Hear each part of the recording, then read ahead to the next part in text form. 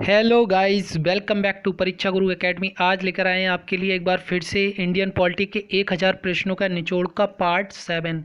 Guys, video शुरू करने से पहले प्लीज़ हमारे चैनल को लाइक करें, शेयर करें और सब्सक्राइब करना ना भूलें। और इससे पहले हम पार्ट 6 करा चुके हैं, आप वो भी देख लें 1 बाय 1। हर एक पार्ट में लगभग 40 क्वेश्चन कराए हैं। और हमारे साथ आप फेसबुक ग्रुप, व्हाट्सएप ग्रुप और टेलीग्राम चैनल दोनों से ही जुड़ सकते हैं। चलिए देखते हैं पहला question number first. Question number 241।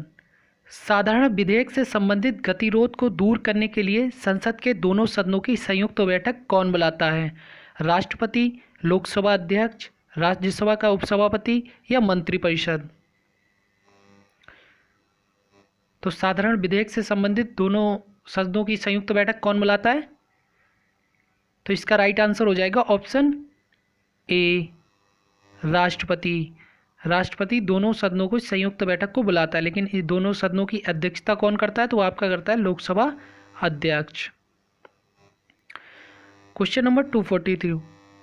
Guys, थोड़ा स्पीड से चलेंगे ताकि क्वेश्चन हम जल्दी कर सकें। राज्यसभा धन विधेयक को कितने दिन तक रोक सकती है? 11 दिन, 12 दिन, 13 दिन या 14 दिन? तो ये तो ईजी क्वेश्चन है, सबका आंसर आना चाहिए। तो इसका राइट आंसर होगा ऑप्शन डी, 14 दिन। Question number 243। संसद में बजट कितने भागों में पेश किया जाता है? 3, 2, 1 या इनमें से कोई नहीं? तो इसका राइट आंसर क्या होगा?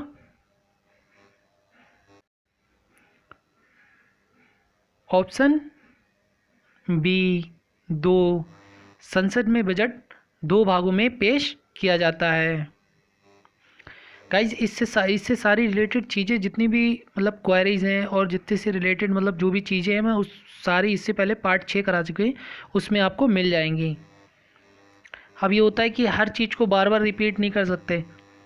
अगर हर चीज़ को बार बार रिपीट करेंगे तो फिर आप जानते हैं कि वीडियो उतनी ही लंबी बनेगी। इससे पहले हम पार्ट 6 करा सके हैं, उसमें आप देखना कि कोई भी क्वेश्चन आता है तो उसके साथ हमने बहुत सारी डिटेल आपको बताई है। Question number 244।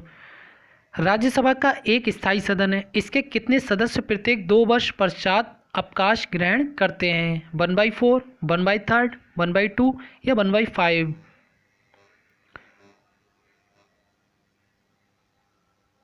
तो इसके कितने सदस्य प्रत्येक 2 वर्ष अवकाश ग्रहण करते हैं? तो इसके 1/3 सदस्य। कितने? 1/3 सदस्य हर वर्ष अवकाश ग्रहण करते हैं प्रत्येक 2 वर्ष में। और ये कभी भी विघटित नहीं होती, आर्टिकल 80 की अंतर्गत आती है। Question number 245। राष्ट्रपति के चुनाव से संबंधित विवाद का निर्णय किसके द्वारा किया जाता है? लोकसभा अध्यक्ष, राष्ट्रपति, उच्चतम न्यायालय या उच्च न्यायालय? तो राष्ट्रपति, उपराष्ट्रपति, इनके चुनाव से संबंधित कोई भी निर्णय होता है वो किसके द्वारा लिया जाता है?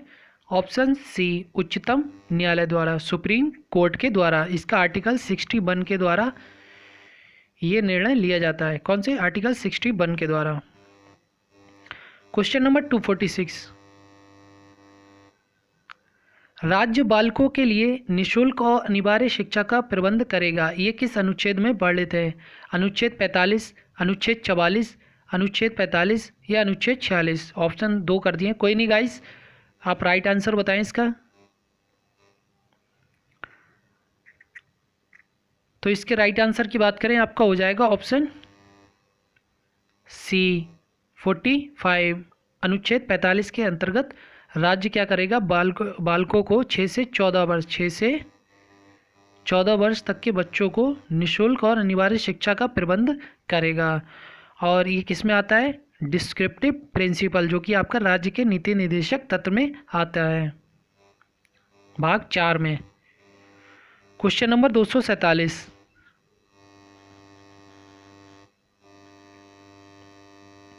थोड़ा सा जूम कम करते हैं, 1 मिनट।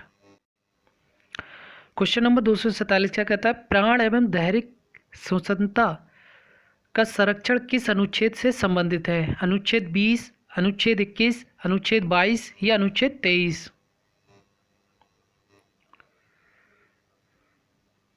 मतलब कि आप कह सकते हैं जान और शरीर से स्वतंत्र मतलब संबंधित स्वतंत्रता का संरक्षण किस अनुच्छेद के अंतर्गत आता है? ये तो आपको परीक्षा गुरु एकेडमी में सर ने बताया होगा इस बारे में। तो इसका राइट आंसर हो जाएगा ऑप्शन बी, अनुच्छेद 21 के अंतर्गत आता है। प्राण एवं दैहिक दैहिक स्वतंत्रता जो आती है आपकी, इसे इंग्लिश में एक और वर्ड बोलते हैं, इसे यूथेनेशिया। क्या वर्ड बोलते हैं? ऐसे करके भी कभी कभी पूछ लिया जाता है कि यूथेनेशिया का संबंध किससे है, तो आपका अनुच्छेद 21 से है। इसमें क्या होता है, देखिए जैसे कि कोई भी इंसान है, वो एक हिसाब से कोमा में है, तो वो अपनी स्वतंत्रता से अगर उसकी फैमिली वाले या वो थोड़ा सा भी होश में वो चाहता है कि मैं मर जाऊं इंजेक्शन लगा के, तो इस वजह से इसका जो संबंधित है वो अनुच्छेद 21 में दिया गया है। हालांकि अभी भारत में ये लागू सही तरीके से पूरी तरीके से लागू नहीं हुआ है। क्वेश्चन नंबर 248, राज्यपालों के संदर्भ में निम्नलिखित में से कौन सा एक कथन सत्य नहीं है? कौन सा कथन सत्य नहीं है? चारों ऑप्शन पढ़ें फिर उसके बाद आंसर दें। गाइस एक चीज़ ध्यान रखा करें, ऑप्शन चारों पढ़ें, भले ही आपको आंसर अच्छे से आता हो बट फिर भी आप एक बार चारों ऑप्शन पढ़ना ज़रूरी होते हैं।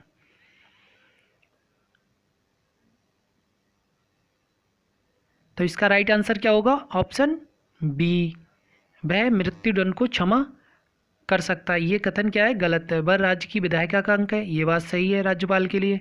वह राज्य के उच्च न्यायालय के न्यायाधीशों की नियुक्ति नहीं करता, ये भी बात सही है, ये भी कथन सही नहीं है मतलब इसके हिसाब से। उसके पास आपातकालीन शक्तियाँ नहीं है, ये भी कथन सत्य है। लेकिन ये वाला जो है कथन सत्य नहीं है, वह मृत्युदंड को क्षमा कर सकता है, ये कथन सत्य नहीं है, केवल राष्ट्रपति कर सकता है। क्वेश्चन नंबर 249, अच्छा बताइए राज्यपाल की नियुक्ति किस आर्टिकल के तहत होती है? तो आर्टिकल 155 के तहत किसकी नियुक्ति होती है? राज्यपाल की नियुक्ति होती है। क्वेश्चन नंबर 249, निम्नलिखित में से कौन संसद के दोनों सदनों में किसी भी कार्रवाई में भाग ले सकता है? राष्ट्रपति, महाधिवक्ता, मुख्य न्यायाधीश या महान्यायवादी?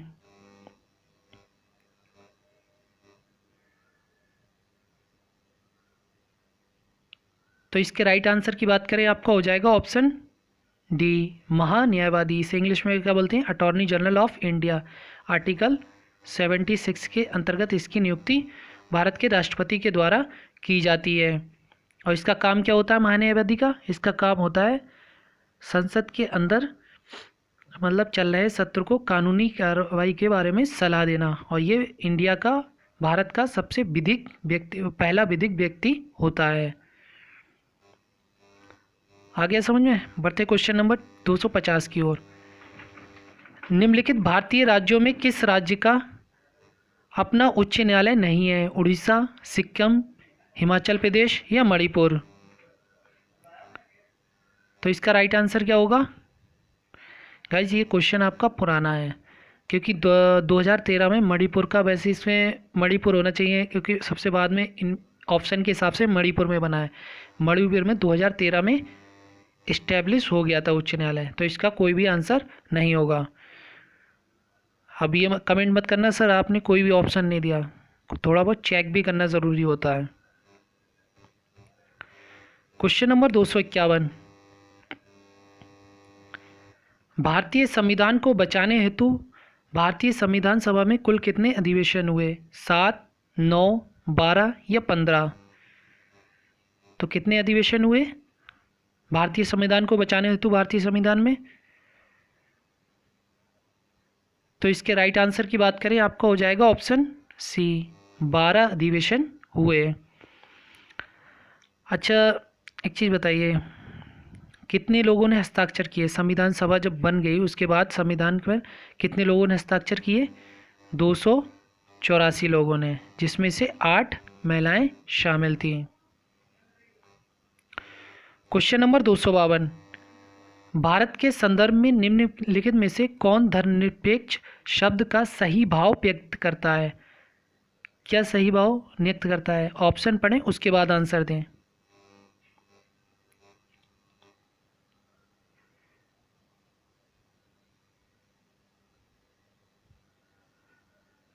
धर्मनिरपेक्ष मतलब कि लोकतांत्रिक देश जिसे बोलते हैं, जिसका कोई भी देश का कोई धर्म नहीं है। तो इसका राइट आंसर हो जाएगा ऑप्शन डी, भारत में राज्य का कोई धर्म नहीं है। क्वेश्चन नंबर 253, विधान परिषद किसी साधारण विधेयक को निम्नलिखित में से किस अवधि तक रोक सकती है? 3 माह, 4 माह, 6 माह या 14 दिन?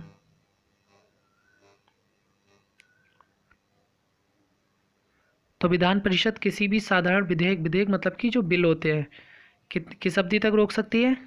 तो इसका राइट आंसर हो जाएगा ऑप्शन सी, 6 माह तक। क्वेश्चन नंबर 254,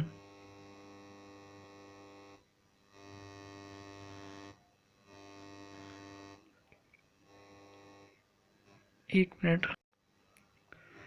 क्वेश्चन नंबर 254 क्या कहता है? निम्न में से कौन सा विषय समवर्ती सूची का विषय है?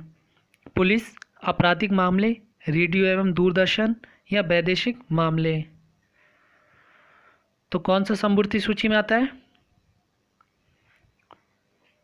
थोड़ा सोच समझ के आंसर देना इसका, क्योंकि इससे पहले मैं समवर्ती सूची और आपका केंद्र सूची, राज्य सूची सारी बता चुका हूँ। अच्छा, समवर्ती सूची में कितने विषय शामिल हैं? तो आपके 52 विषय शामिल हैं। तो इसका राइट आंसर हो जाएगा ऑप्शन सी, रेडियो एवं दूरदर्शन, जो कि समवर्ती सूची में के अंतर्गत आता है।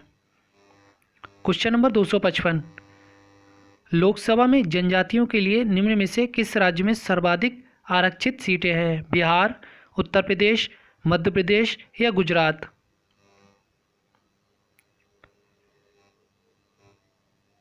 इजी क्वेश्चन है। तो लोकसभा में सबसे ज़्यादा SC ST के लिए किस राज्य में सर्वाधिक आरक्षित सीटें हैं? तो इसका राइट आंसर हो जाएगा ऑप्शन बी, उत्तर प्रदेश में लगभग 17 सीटें हैं, लगभग में SC ST के लिए। क्वेश्चन नंबर 256, निम्नलिखित भारतीय राज्यों में से किस में पंचायती राज संस्था नहीं है? असम में, त्रिपुरा में, केरल में या नागालैंड में?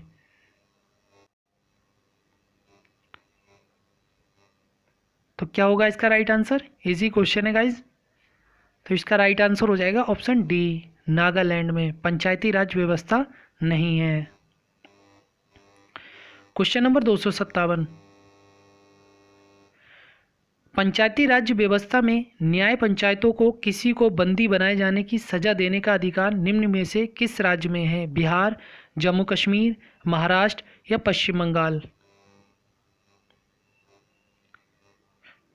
आपको इससे पहले अभी पता होगा जैसे कि भारत में अपने यहाँ जम्मू कश्मीर में अनुच्छेद 370 को हटाया गया, तो जिससे जितने कि वहाँ के नेता थे या नया पंचायत थे तो उन्हें बंदी बना के क्या सज़ा देने का अधिकार, तो बंदी बना दिया गया। तो सिर्फ किस राज्य में ऐसा?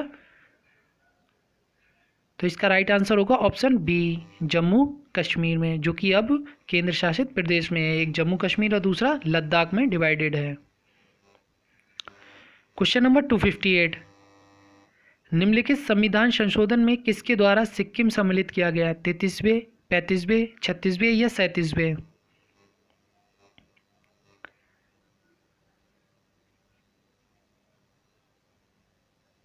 थोड़ा ये टफ क्वेश्चन है, चलिए मैं आंसर इसका बता देता हूँ। तो इसका राइट आंसर होगा ऑप्शन बी, 35वें संविधान संशोधन। अच्छा, इससे रिलेटेड एक चीज़ और बता देता हूँ, कहीं कहीं 33वें संविधान भी दिया होता है आंसर में, और कहीं 35 और कहीं 36। आपको ज़्यादातर जो आंसर मिलेगा वो आपको 36वां मिलेगा। देखिए, 35वें संविधान संशोधन 1974 के द्वारा सिक्किम को सम्मिलित किया गया, लेकिन जो दर्जा दिया गया राज्य का वो दिया गया 36वें संविधान संशोधन 1975 के द्वारा। ठीक है, ये याद रखें, मतलब सम्मिलित किया गया तो 74वें संविधान 35वें संविधान संशोधन 1974 के द्वारा सम्मिलित किया गया। लेकिन अगर पूछा जाए राज्य का दर्जा सिक्किम को कब दिया गया, तो 36वें संविधान संशोधन 1975 के द्वारा दिया गया, जो कि 22वां राज्य बना था। कौन सा राज्य बना था? 22वां राज्य बना था। बढ़े आगे क्वेश्चन नंबर 259 की ओर। निम्न में से कौन भारत को धर्मनिरपेक्ष राज्य वर्णित करता है? मौलिक अधिकार, संविधान की प्रस्तावना, 9वीं सूची या राज्य के नीति निर्देशक तत्व? तो इसके राइट आंसर की बात करें हो जाएगा ऑप्शन बी, संविधान की प्रस्तावना, जो कि धर्मनिरपेक्ष राज्य वर्णित करता है। क्वेश्चन नंबर 260, भारतीय संविधान की 10वीं अनुसूची का संबंध है पंचायती राज से, दल बदल प्रतिरोधी विधायन से, भूमि सुधार से, संघ एवं राज्यों के मध्य शक्ति विभाजन से। तो क्या होगा इसका राइट आंसर? इजी क्वेश्चन है, 10वीं अनुसूची 10वीं अनुसूची में है, जो कि आपका 52वां संविधान संशोधन 1985 के द्वारा 10वीं अनुसूची में ऐड किया गया। कौन सा? 52वां संविधान संशोधन 1985 के द्वारा। तो दल बदल कानून, इसका राइट आंसर क्या हो जाएगा? ऑप्शन बी, दल बदल प्रतिरोधी विधायन से 10वीं अनुसूची में। क्वेश्चन नंबर 261, जुलाई 1946 में स्थापित संविधान सभा के सदस्यों में निम्नलिखित में से कौन शामिल नहीं था? डॉक्टर राजेंद्र प्रसाद, के एम मुंशी, महात्मा गांधी या अब्दुल कलाम आज़ाद? थोड़ा सोच के आंसर देना है इसका। देखिए जल्दबाजी में कुछ भी आंसर ना दें, आप कुछ बच्चे बी लगा देंगे इसका, के एम मुंशी। तो इसका राइट आंसर हो जाएगा ऑप्शन सी, महात्मा गांधी। महात्मा गांधी जो थे संविधान सभा के सदस्यों में शामिल नहीं थे। अच्छा एक चीज़ और बता देता हूँ, पहली संविधान सभा की पहली बैठक 9 दिसंबर 1946 को हुई, जिसके पहले अस्थायी अध्यक्ष डॉक्टर सच्चिदानंद सन्ना को बनाया गया। वो 6 दिसंबर 1946 को, नहीं 9 दिसंबर, गाइस थोड़ा सा कन्फ्यूज़न हो गया। 9 दिसंबर 1946 को संविधान सभा की पहली बैठक हुई। अच्छा संविधान सभा की लास्ट बैठक कब हुई? तो संविधान की सभा की लास्ट बैठक 24 जनवरी 1950 को हुई। कब हुई लास्ट बैठक? 24 जनवरी 1950 को, याद रखें।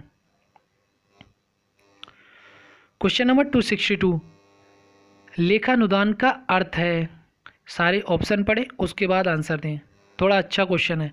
चलिए मैं इसका मतलब बता देता हूँ, लेखानुदान का मतलब क्या होता है। लेखानुदान का मतलब आपका बजट से रिलेटेड होता है। बस इसमें क्या होता है कि बजट की तरह इसमें डायरेक्ट स्वीकृति आसानी से नहीं मिलती है। इतना आपके लिए काफ़ी है जानने के लिए।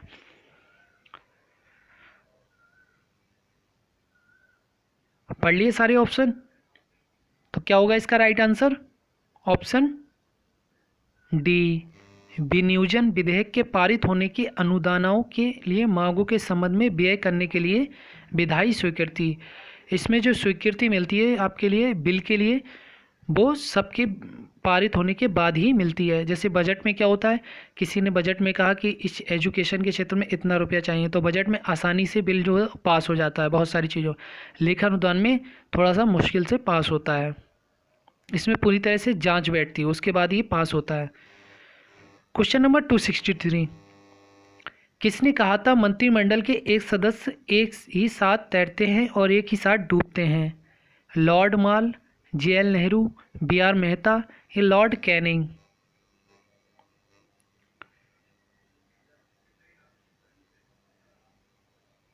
कि मंत्रिमंडल के सदस्य एक ही साथ तैरते हैं और एक ही साथ डूबते हैं। तो इसका राइट आंसर हो जाएगा ऑप्शन ए, लॉर्ड मार्ल ने कहा था। क्वेश्चन नंबर 264, निम्न में से किस को भारतीय संविधान में एक अधिकार के रूप में नहीं लिखा गया? राजनीतिक और सामाजिक अधिकार, शैक्षिक अधिकार, आर्थिक अधिकार या धार्मिक अधिकार? एक अधिकार के रूप में नहीं लिखा गया।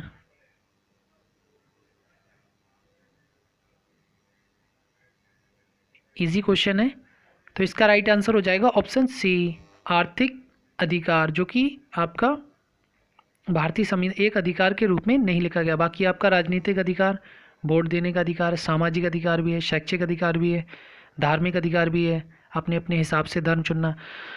गाइज देखिए जो भी मैं क्वेश्चन करा रहा हूँ बहुत अच्छे लेवल के क्वेश्चन है। अगर एक बार सारे आपने लगा लिए 1000 क्वेश्चन, तो यकीन मानिए कोई भी एग्ज़ाम, किसी भी एग्ज़ाम में बैठ जाए, यूपीएससी को छोड़ के, यूपीएससी के प्री में भी आप बैठ सकते हैं। तो मतलब आपको एक सिंगल क्वेश्चन भी इससे बाहर नहीं जाएगा। बस क्या है कि मैं आपको जो चीज़ पढ़ा रहा हूँ आप उसके साथ साथ चीज़ें नोट करते रहें और बार बार इसके नोट बना के रिवाइज करें।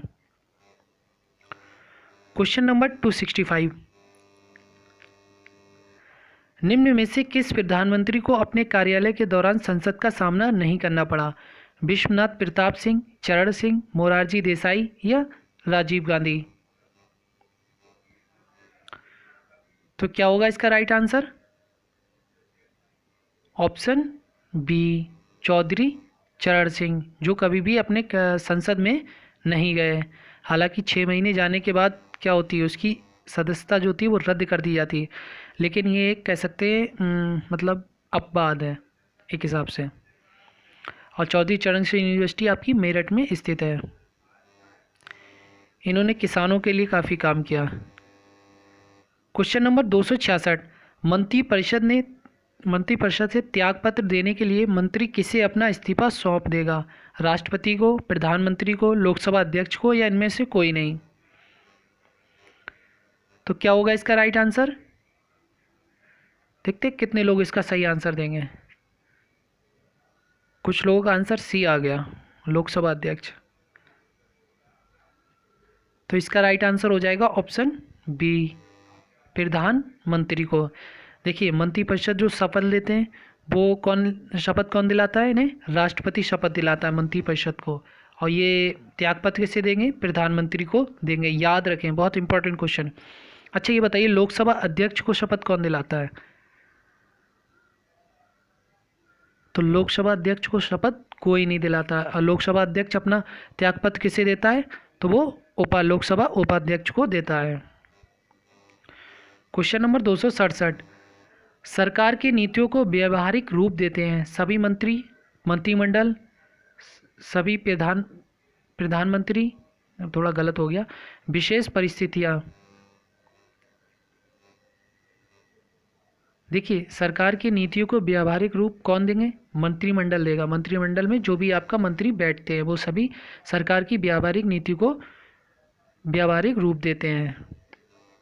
क्वेश्चन नंबर 268, मंत्रिपरिषद में निम्नलिखित में से किस प्रकार के मंत्री शामिल हैं? कैबिनेट मंत्री, राज्य मंत्री, उप मंत्री या उपयुक्त सभी?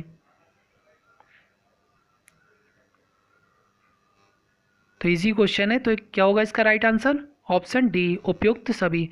देखिए मंत्रिपरिषद में सभी शामिल होते हैं, कैबिनेट मंत्री भी, राज्य मंत्री भी और उप मंत्री भी।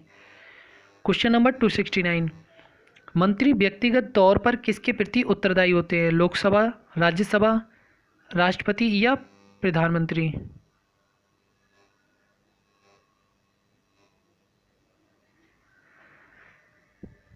तो क्या होगा इसका राइट आंसर? ऑप्शन ए, लोकसभा के प्रति। क्वेश्चन नंबर 270, निम्न में से कौन कार्यकारी उपराष्ट्रपति रहा? बीवी गिरी, न्यायमूर्ति एम हिदायतुल्ला, बी डी जत्ती या उपयुक्त सभी?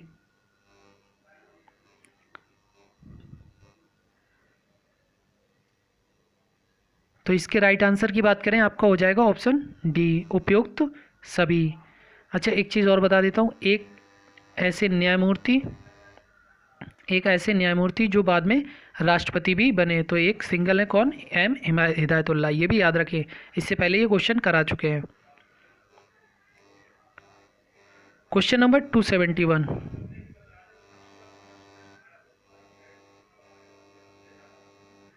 आकस्मिक निधि को राष्ट्रपति कैसे व्यय कर सकता है? ये मतलब व्यय कर सकता है, ये व्यय नहीं है, ठीक है। क्या है? व्यय मतलब खर्च कैसे कर सकता है। आकस्मिक मतलब कि इमरजेंसी। तो कैसे खर्च कर सकता है? तो इसका राइट आंसर हो जाएगा ऑप्शन सी, संसदीय स्वीकृति के पूर्व। संसद से स्वीकृति के पूर्व ही राष्ट्रपति इसे खर्च कर सकता है। क्वेश्चन नंबर 272, गाइज ये जो क्वेश्चन मैंने बनाए हैं वो क्वेश्चन क्या है? डायरेक्ट थ्योरेटिकल से आपको डायरेक्ट क्वेश्चन बनाए हैं, जिससे कि आपको थ्योरी पढ़ने की ज़रूरत ही नहीं पड़ेगी। ये सारे क्वेश्चन आपको ऑलरेडी थ्योरी समझ लीजिए आप बनी हुई है पूरी। निम्नलिखित में से राष्ट्रपति किसे नियुक्ति नहीं करता है? राजकीय भाषा आयोग को, वित्त आयोग को, अनुसूचित जाति तथा अनुसूचित जनजाति आयोग के अध्यक्ष को, या योजना आयोग के अध्यक्ष को? योजना आयोग को ऐसे समझ सकते हैं। तो राष्ट्रपति किसकी नियुक्ति नहीं करता है? तो योजना आयोग की जगह आपको क्या आ गया है? नीति आयोग। क्या आ गया? नीति आयोग। तो किसकी नियुक्ति नहीं करता है राष्ट्रपति? ऑप्शन डी, योजना आयोग की। देखिए क्वेश्चन नया है लेकिन क्वेश्चन पुराने तरीके से पूछ लिया है इसे, ठीक है। आपको पता है योजना आयोग क्या हो गया, अब नीति आयोग हो गया है। क्वेश्चन नंबर 273, संविधान के किस अनुच्छेद के अंतर्गत राष्ट्रपति को अध्यादेश जारी करने की शक्ति प्राप्त है? अनुच्छेद 121, अनुच्छेद 122, अनुच्छेद 123 या अनुच्छेद 124? तो किस अनुच्छेद के अंतर्गत राष्ट्रपति को अध्यादेश जारी कर सकता है? तो इसका राइट आंसर हो जाएगा ऑप्शन सी, अनुच्छेद 123 के अंतर्गत। बढ़ते क्वेश्चन नंबर आगे 274 की ओर। 274, राष्ट्रपति के विरुद्ध महाभियोग का आरोप लगाकर उसे हटाने का प्रस्ताव पारित होना चाहिए। लोकसभा द्वारा 2/3 बहुमत से, राज्यसभा द्वारा 2/3 बहुमत से, संसद के जांच करने वाले दल के 2/3 बहुमत से, या उपयुक्त में से कोई नहीं? थोड़ा सोच समझ कर आंसर दें इसका। तो क्या होगा इसका राइट आंसर? ऑप्शन सी, संसद के जांच करने वाले दल के 2/3 बहुमत से। क्वेश्चन नंबर 275, राष्ट्रपति को उसके पद से महाभियोग की प्रक्रिया द्वारा किस अनुच्छेद के तहत हटाया जा सकता है? अनुच्छेद 59, अनुच्छेद 60, अनुच्छेद 61 या अनुच्छेद 62?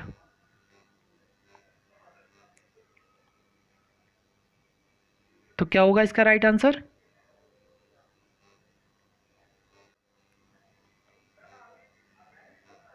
तो इसका राइट आंसर हो जाएगा ऑप्शन सी, अनुच्छेद 61।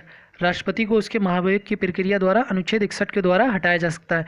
अच्छा गाइज, अभी मैंने एक क्वेश्चन ऊपर बताया तो थोड़ा सा गलत हो गया। राष्ट्रपति और उपराष्ट्रपति के चुनाव से संबंधित जो भी मतलब विवाद होता है उसका अंतिम निर्णय जो होता है वो आर्टिकल 71 की तरफ से होता है। आर्टिकल 71 से होता है, ये याद रखें। मैंने आर्टिकल शायद ऊपर 61 बता दिया, थोड़ा सा हो जाता है गाइज मिसमैच, सॉरी इसके लिए, ठीक है। तो राष्ट्रपति उपराष्ट्रपति के चुनाव से संबंधित कोई भी विवाद होता है तो कौन से आर्टिकल के तहत होता है? आर्टिकल 71 के तहत उच्चतम न्यायालय में, सुप्रीम कोर्ट में किया जाता है, ठीक है। और राष्ट्रपति को हटाने का महाभियोग की प्रक्रिया किस अनुच्छेद के द्वारा? तो अनुच्छेद 61 के द्वारा की जाती है। बढ़ते क्वेश्चन नंबर 276 की ओर। भारत एक गणतंत्र है क्योंकि, चारों ऑप्शन पढ़ें उसके बाद आंसर दें।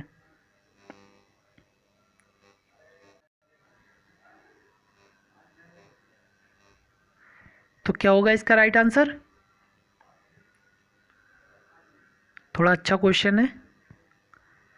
तो इसका राइट आंसर हो जाएगा ऑप्शन सी, भारत में राज्य अध्यक्ष का निर्वाचित पद है। देखते हैं क्वेश्चन नंबर 277।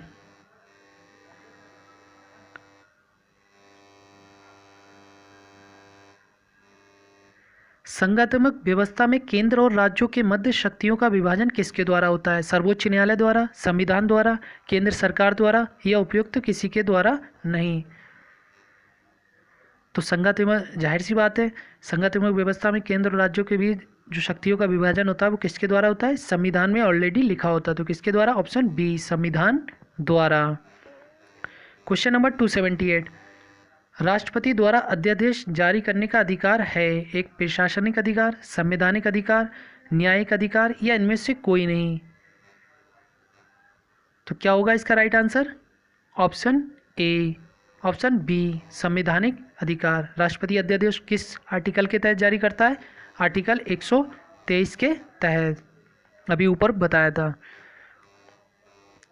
क्वेश्चन नंबर 279, यदि भारत के राष्ट्रपति का पद अचानक रिक्त हो जाए और कोई व्यक्ति, कोई उपराष्ट्रपति न हो, तब कौन राष्ट्रपति बनता है?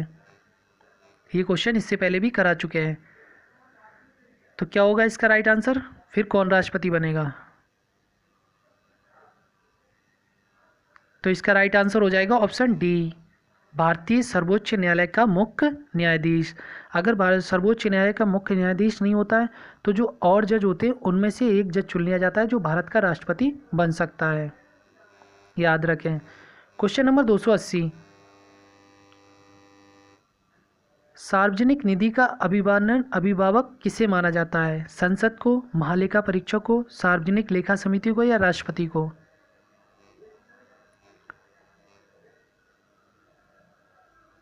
देखिए जो भी मतलब बजट के लिए खर्च किया जाता है तो वो उसका किससे माना जाता है,